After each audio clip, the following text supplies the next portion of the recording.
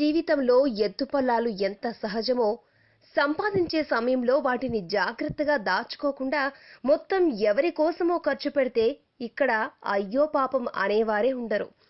దానినేదో సహజంగా చూస్తారు. ముఖ్యంగా హీరోయిన్లనైతే చులకనగా చూస్తారు. హీరోలను మాత్రం ఏళ్లకు ఏళ్లు, వీలుంటే షష్టి పూర్తి వయసులో కూడా 16 స్వీటీతో చిందులేసి రొమాన్స్ చేస్తారు. కానీ హీరోయిన్ల పరిస్థితి అది కాదు. ఎంత అందం, ఎంత టాలెంట్ ఉన్నా త్వరగా ఫేడ్ అవుట్ అవుతారు. దానికి మంచి ఉదాహరణ రాశి.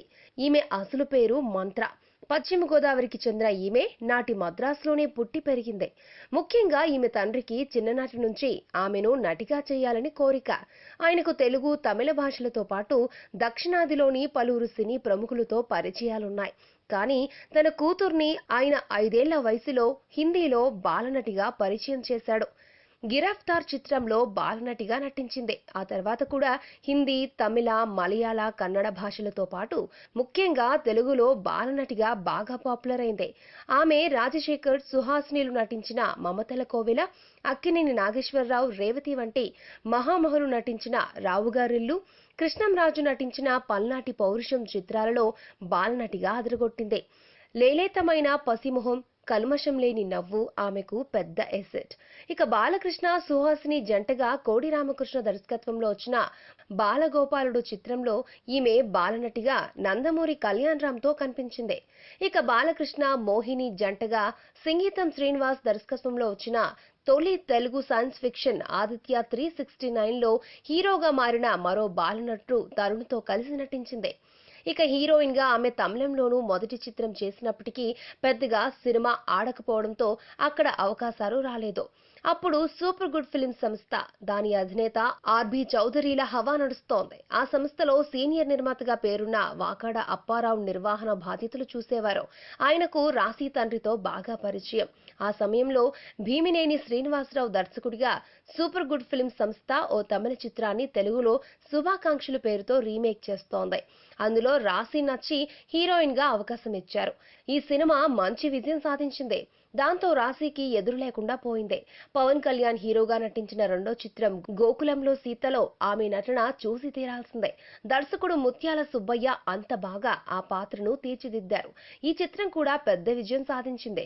ఇక అంతకు ముందే ఆమె పెళ్లి పందిరి చిత్రంలో కూడా నటించింది.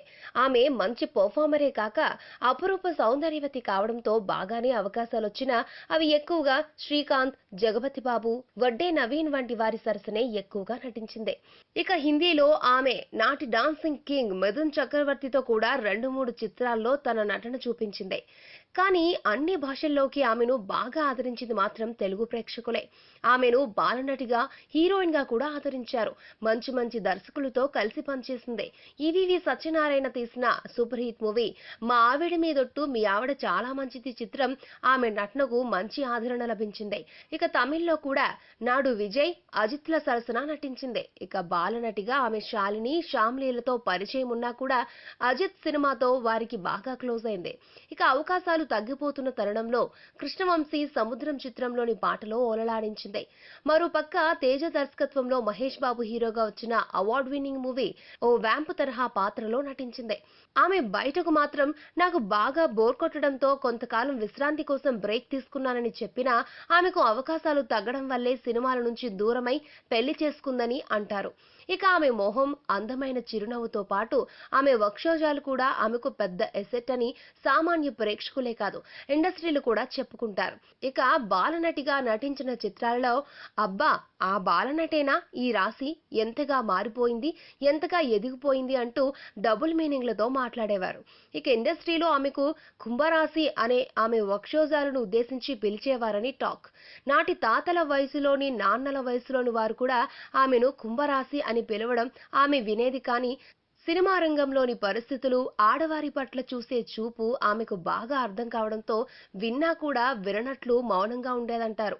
ఇక ఆమె నటించిన సినిమాల షూటింగ్లలో ఆమె అమ్మ, నాన్న, సోదరుడు కూడా ఉండేవారు. చదువులకు సెలవొచ్చినప్పుడల్లా ఆమె సోదరుడు ఆమె షూటింగ్లో వాలిపోయేవాడు. ఇక ఆమె జీవితంలో మరో టర్నింగ్ పాయింట్ రాజేంద్ర ప్రసాద్ తో నటించిన ఒక పెళ్ళాం ముద్దు రెండో పెళ్ళాం వద్దు. ఈ చిత్రానికి డైరెక్షన్ డిపార్ట్మెంట్ లో నివాస్ అనే కుర్రాడు ఉండేవాడు. రాశి ఆయనతో ప్రేమలో పడింది. ఈ చిత్రానికి తెనాలికి చెందిన డిఎస్ రావుతో పాటు ఇద్దరు నిర్మాతలు. తదనంతర కాలంలో ఆమె నివాస్ ని పెళ్లి చేసుకుని నటనకు 12 ఏళ్ల విరామం తీసుకుంది. రిషిని హీరోగా తీసుకుని తన భర్త ఫ్రెండ్ అయిన డిఎస్ రావు నిర్మాతగా మహారాజశ్రీ చిత్రం నిర్మించింది. ఈ చిత్రానికి పేరుకే డిఎస్ రావు నిర్మాత అని, అసలు డబ్బు పెట్టింది మాత్రం రాశి అని ఎక్కువ మంది చెబుతూ ఉంటారు. ఇందులో వినోద్ కుమార్, సాయి కుమార్లతో పాటు సునీల్ వంటి నటీనటులు కూడా నటించారు. ఈ చిత్రం డిజాస్టర్ అయింది.